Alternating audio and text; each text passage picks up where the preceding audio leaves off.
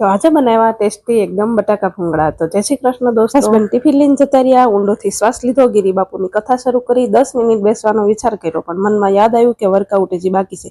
કાલે જે નવા કપડાં પહેર્યા હતા આજે મશીને કહી દીધું હું આજે નહીં ધોઈ દઉં, તારે હાથે ધોવાના છે। કપડાં ધોઈને જે શ્વાસ નતો લીધો ત્યાં ઠબુ ટ્યુશનથી આવી ગઈ, એની બુક ચેક કરી તો ઠબુ કે મમ્મી પેલા ભોજન આપો। એને ભોજન ગ્રહણ કરાવ્યું। બે ભોજન ગ્રહણ કરતા બધાના ઘરમાં શાંતિ હોય, પણ મારા ઘરમાં સલાહ અને સૂચનો વધારે હોય। હસ્તીને ટ્યુશનેથી લઈને આવતી હતી તો રસ્તામાં માર્કેટ આવે છે, ત્યાંથી ડુંગળી અને બટાકા લીધા। હાલો બટાકા ધોઈ દઈ અને બાફા મૂકી અને મારા ઘરની તમને મુલાકાત કરાવી દઉં। તો મારું ઘર હંમેશા તમને રણભૂમિ જેવું દેખાશે, કારણ કે મારા ઘરમાં 3 શૂરવીરો રહી છે। મારા શૂરવીરો ક્યારેય હારતા નથી। લસણિયા બટાકા બનાવવા માટે મોટા 4-5 બટાકા લીધા છે, અને જો મારી જેમ ડાયટ કરતા હોય તો નાના નાના લેજો। પછી ભૂંગળા તળી દેવાના છે, લસણ ખાંડી અને લસણ વાળી પેસ્ટ કરવાની છે અને એનો વઘાર કરવાનો છે।